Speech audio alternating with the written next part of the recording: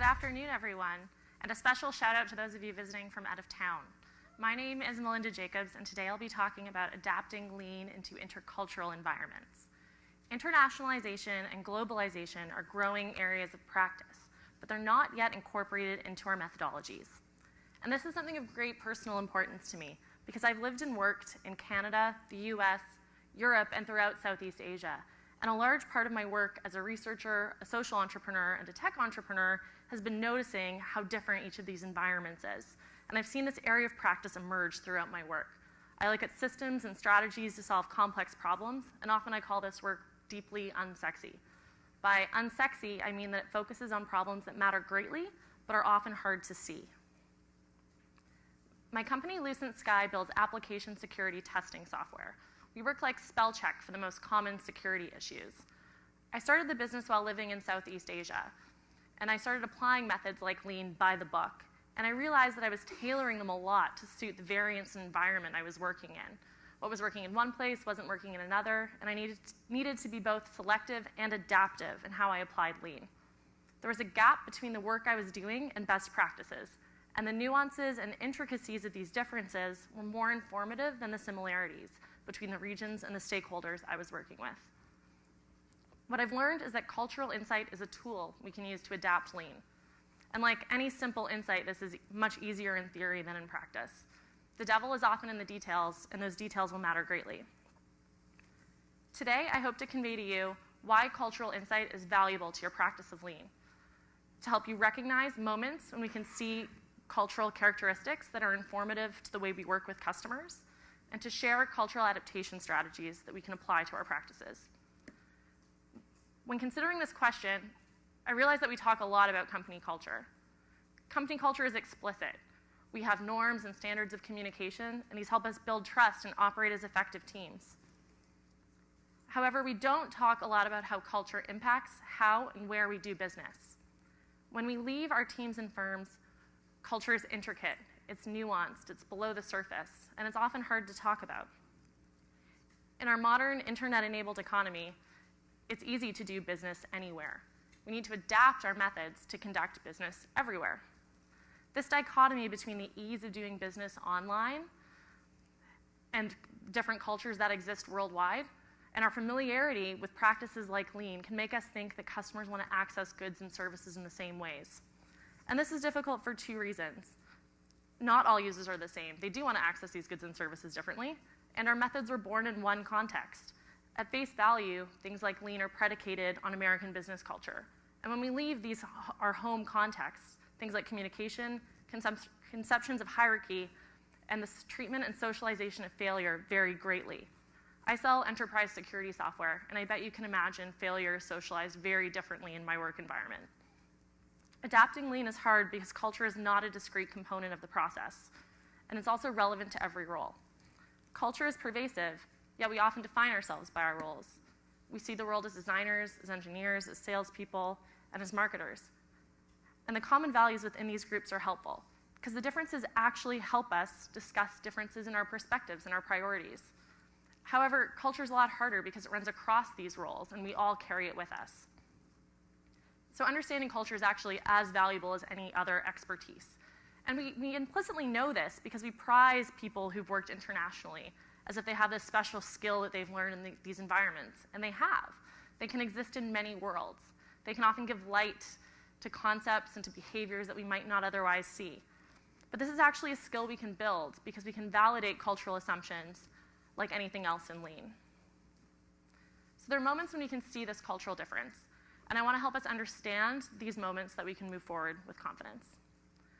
So we're going to talk about cultural adaptation strategies related to feedback, building trust, and reaching your customer. And I chose these examples because they're high stakes. We often rely on doing them well. They're also focal points for failure, not just for companies here looking to do business globally, but for global businesses looking to break into the American market. Very famously, there was a British grocery chain called Tesco that tried to move into the US. They had lots of data that told them Americans wanted one-stop shopping. When they got to the US, all of their customer feedback was to the contrary. It actually turns out that in this cultural environment, shopping is a social sport. We enjoy making multiple stops. We also enjoy kitschy things like at Trader Joe's when we can buy a Hawaiian shirt at the door. Their data was all to the contrary of this. It wasn't until they were in the local market that they were able to adapt that feedback. So I think it matters for all of us to understand how these dynamics play out within our businesses. So feedback, that's interesting. How many of you have said or heard that in a meeting?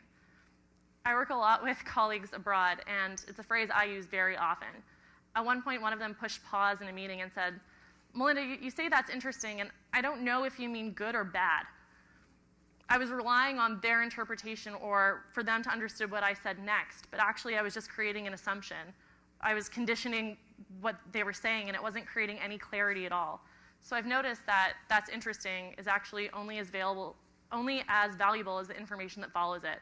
And if we can't be clear with that information, we might be better served just to eliminate those words. Saying and understanding no. I've noticed that here we think we're very direct with feedback. What I've noticed is that we're very direct with positive feedback and very indirect with negative feedback.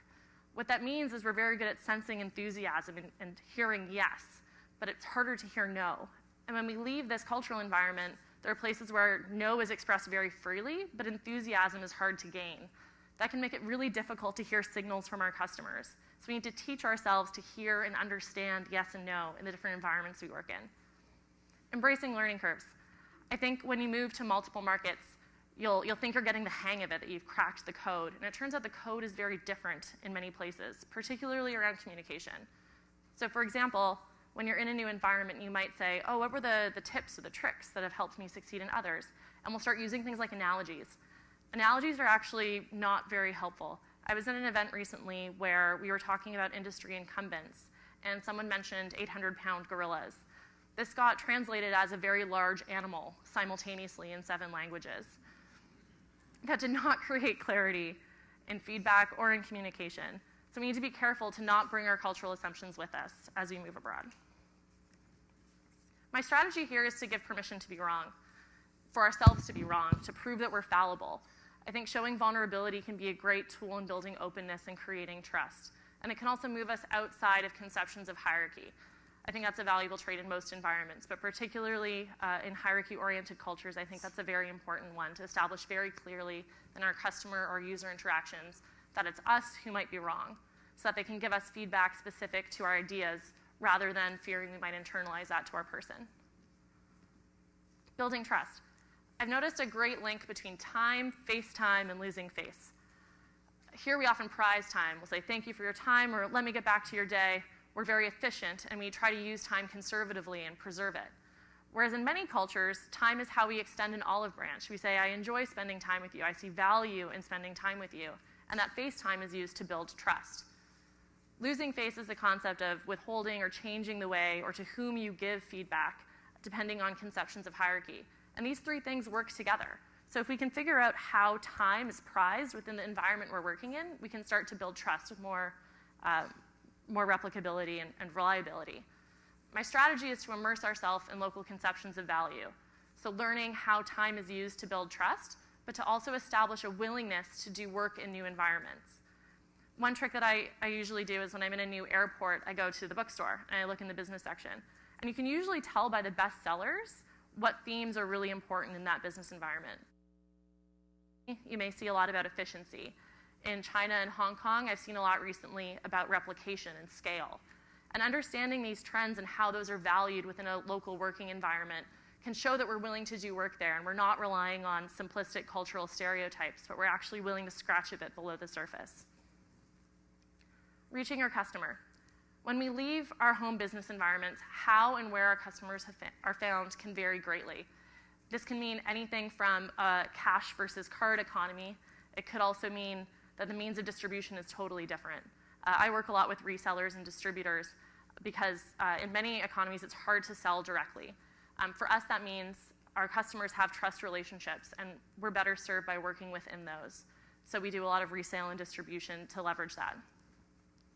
My strategy is to start customer development within these local trust channels to create space to iterate.